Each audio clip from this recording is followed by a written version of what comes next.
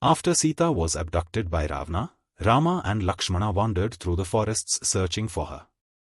Guided by Jatayu's last words that Sita was taken south, they continued their journey in that direction.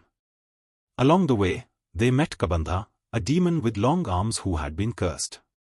After being defeated by Rama and Lakshmana, Kabandha, in gratitude for his release from the curse, advised them to seek help from Sugriva, the exiled monkey king, who lived on Mount Rishyamukha. Rama and Lakshmana made their way to Mount Rishyamukha, where Sugriva and his companions, including Hanuman, were hiding. Sugriva had been exiled by his brother, Vali, and lived in constant fear of being discovered and killed by him.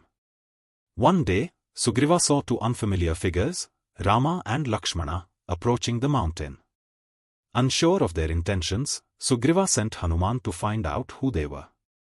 Hanuman, a wise and powerful monkey who had the ability to change his form, disguised himself as a Brahman and approached Rama and Lakshmana. He respectfully introduced himself and inquired about their identities and purpose in the forest. Rama and Lakshmana, seeing Hanuman's respectful demeanor, explained their story. They told him about their exile, Sita's abduction by Ravana, and their desperate search for her. Hanuman, realizing that these were no ordinary men but Rama, the prince of Ayodhya, and his brother Lakshmana, was filled with reverence and admiration. He revealed his true form and identity as the minister of Sugriva. Impressed by Hanuman's wisdom and devotion, Rama told Hanuman that he and Lakshmana were seeking Sugriva's help in finding Sita. Hanuman assured them that Sugriva would be willing to help and took them to meet his king. Sugriva welcomed Rama and Lakshmana and listened to their story. Sugriva empathized with Rama, as he too had suffered greatly due to his brother Vali. He explained how Vali had wrongfully exiled him and taken his wife, Ruma. Sugriva narrated the history of his conflict with Vali. Sugriva and Vali were brothers and shared a close bond. Vali was the powerful and rightful king of Kishkinda, the kingdom of the monkeys.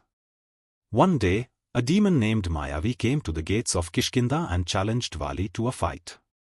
Vali accepted the challenge and pursued Mayavi into a deep cave.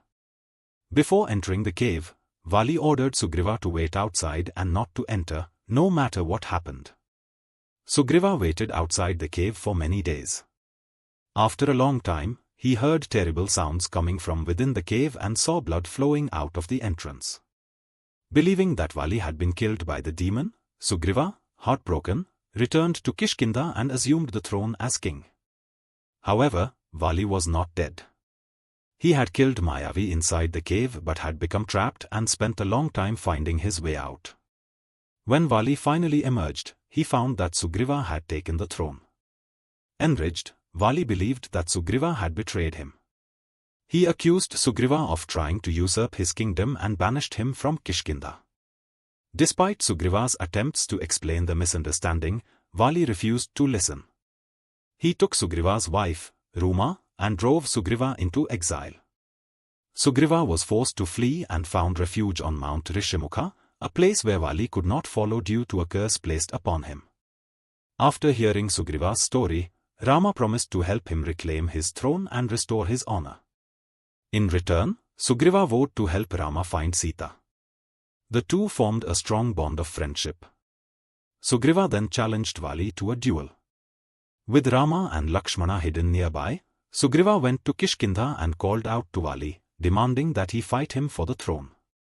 Vali, always confident in his strength, accepted the challenge. However, during the first battle, Sugriva was no match for Vali's immense power. Vali easily overpowered Sugriva, forcing him to flee back to Rama and Lakshmana. Sugriva was upset and confused as to why Rama hadn't intervened to help him. Rama explained that he couldn't tell the two brothers apart during the fight, as they looked very similar.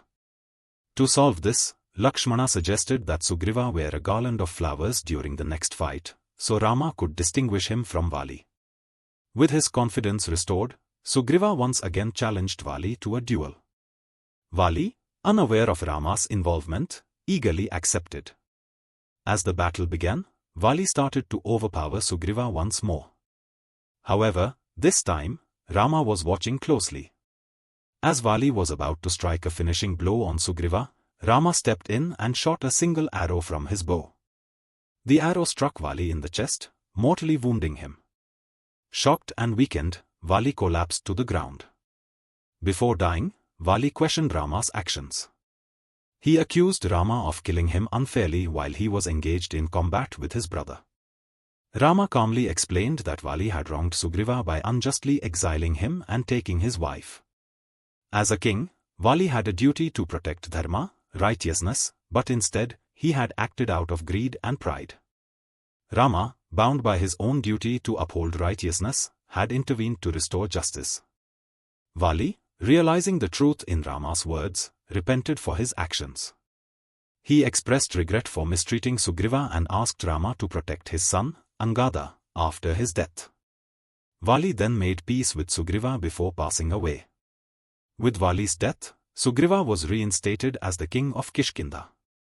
He reunited with his wife, Ruma, and fulfilled his promise to Rama by mobilizing his army of monkeys to help search for Sita.